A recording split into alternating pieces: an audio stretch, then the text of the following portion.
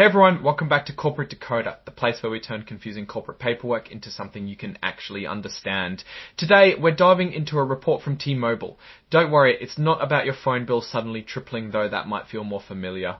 T-Mobile just announced they're pushing back the deadline on a big offer they made to buy some debt from another company.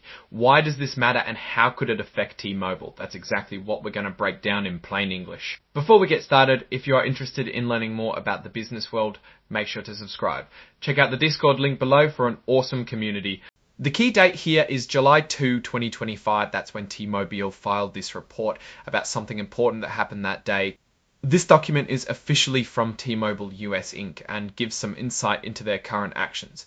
This part is just legal stuff about the report itself. We do not need to worry about that.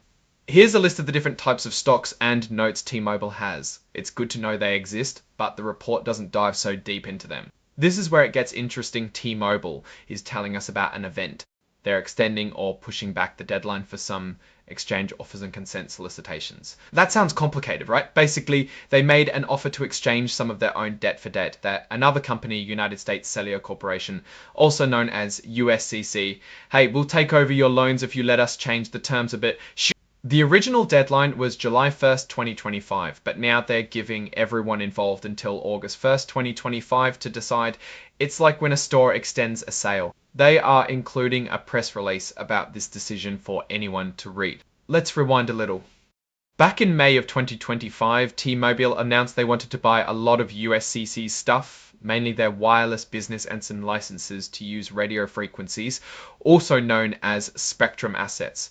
This exchange offer is part of that bigger deal. This is the main reason for the extension. If you want to know more, T-Mobile released another report in June 2025 with all the details of these offers. This is a standard disclaimer or warning that T-Mobile has to include. It's saying that this report isn't an official offer and to check the registration documents for more details. This lists all the extra documents linked to the report. Here's the press release they mentioned. This is a technical file for computers to read the report's data. This is where an executive, in this case Peter Osvaldik, signs off on the report also.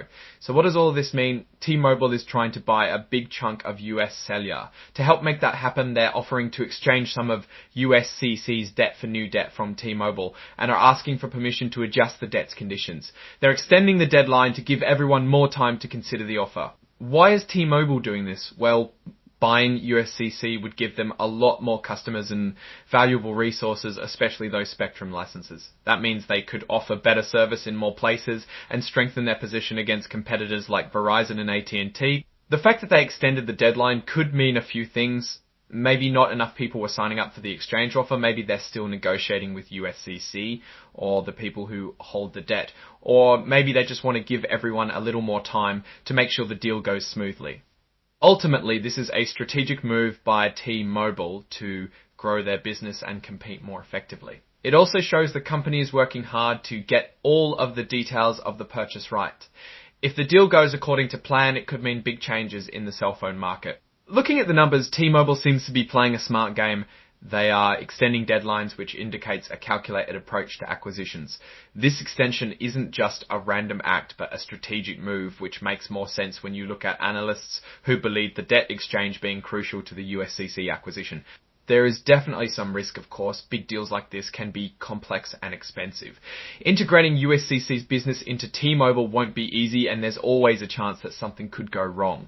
However, T-Mobile seems to be in a strong position to make this acquisition work. They have a history of successful mergers, a solid financial footing, and a clear vision for the future. Getting USCC users and spectrum could be a game changer for them. Alright, that's our decoder of T-Mobile's latest filing. What do you think about this acquisition and extension? Drop your thoughts down below.